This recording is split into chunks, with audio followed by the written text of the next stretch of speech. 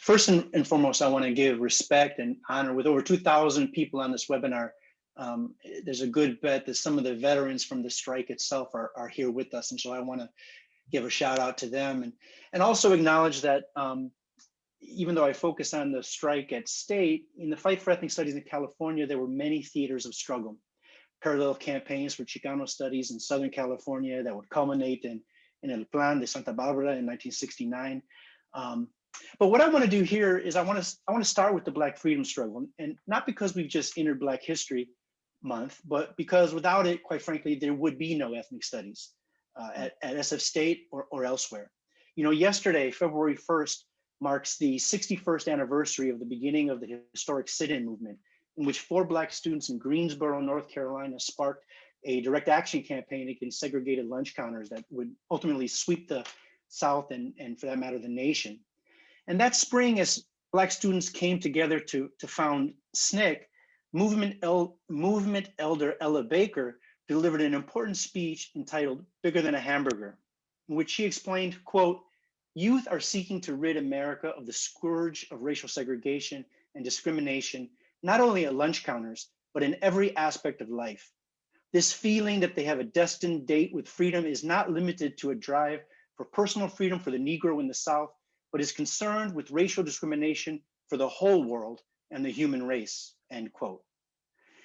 In saying it's bigger than a hamburger, Ms. Baker was calling attention to a higher objective, freedom, one expansive, deep, one that rippled out into quote unquote every aspect of public life, and one that encompassed, connected the local and the global.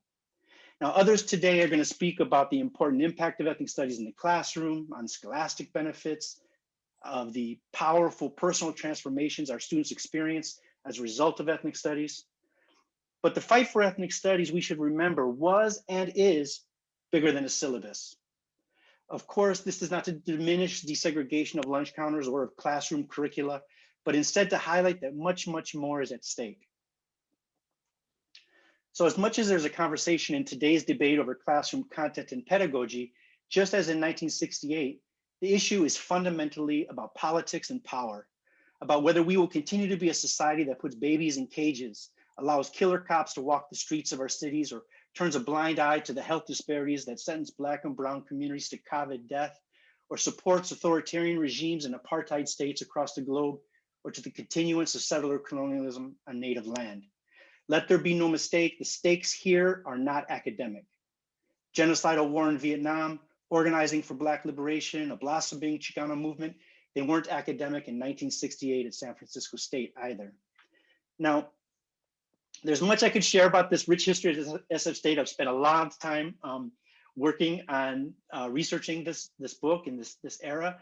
But in the interest of time, I just want to highlight 2 central concepts to the movement that are especially relevant today in the struggle over the ethnic studies model curriculum: self-determination and solidarity, particularly as it relates to SWANA communities. First, self-determination. Throughout the strike, the BSU and the Third World Liberation Front consistently framed the issue as one of educational self-determination. And this was a demand that reflected lessons learned over years of struggle with an institution that was fundamentally created and organized to perpetuate the status quo. At every juncture, there was resistance. As early as 1963, San Francisco State denied the importance of offering classes, say, in Black history, with one history professor suggesting that no contributions had ever been made by Black folk. Later, as Black students began to apply pressure, they suggested that perhaps individual classes could be offered by the largely white faculty in traditional departments, despite no one having expertise. Then, as Black consciousness flowered in the mid-60s, students put forward a proposal for Black studies, and the administration countered with the less controversial, let's call it Negro studies. And then later, during the strike, in all honesty, as Third World Studies was put forward, it was replaced with the less controversial sounding ethnic studies. In essence, what I'm trying to suggest here is that the same battle is taking place today. Who has the right to define what constitutes ethnic studies? Its content, its pedagogy, its objective. People with actual expertise, or those who fear the consequences of students engaged in an emancipatory education, which ultimately then leads to another question. Who has the power to define? The watered down multicultural framework that is offered in this revised model curriculum is nothing more than a modern day manifestation of that same resistance, a subterfuge for maintaining the status quo.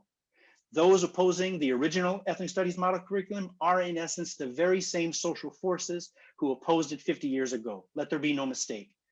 At the time, conservatives sought to crush it, liberals sought to co-opt, stall, or water it down. And what the strike said is that if we can't get our education that we want and need, then you're not going to get the education you have either. The second theme is solidarity. Now, on the one hand, the Third Liberation Front, made up of Black, Brown, Asian, and Native students, signaled a historic unity between communities of color. It was a solidarity solidified by both politics and personal relationships. But what I want to talk about or bring up here is that there are those who would argue that Arab Americans were not participants in the struggle for ethnic studies. It is important to recognize that just because Arab Americans or SWANA organizations may not have been formal members of the Third Liberation Front is not to say that they weren't involved, part of the larger community that won the strike and ethnic studies itself. And I mean this in two ways, a little bit of history, quickly. As early as 1962, the Arab American Association organized on the San Francisco State campus.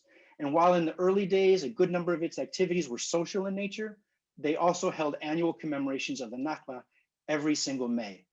By 1966, the Arab American Association began organizing more explicitly political events, film screenings on Algerian independence, and most notably a stream of speakers on the struggle for Palestinian self-determination.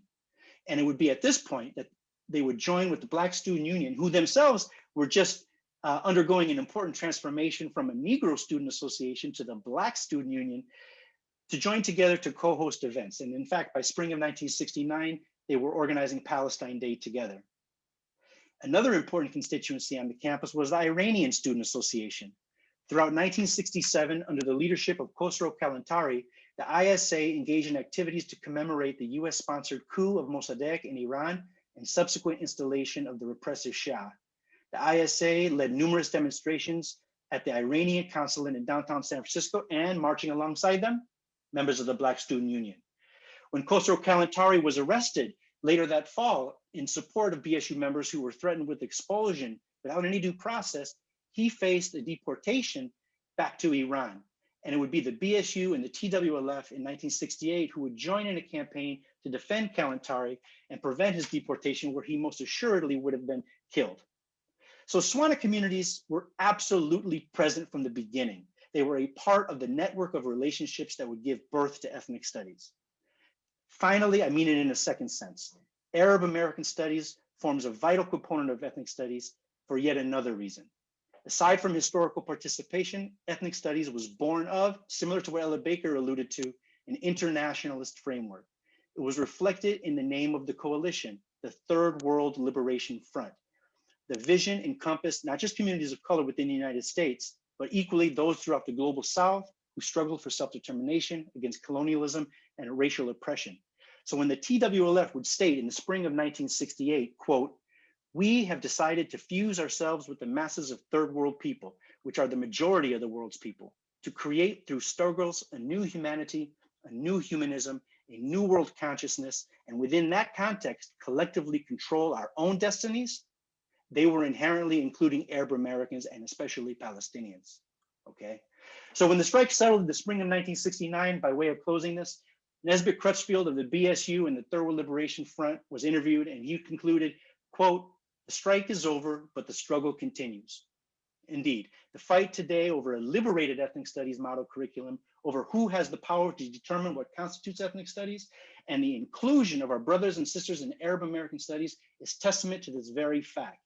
Self-determination, solidarity, especially of the internationalist and anti-imperialist variety, are still central to our fight and to winning.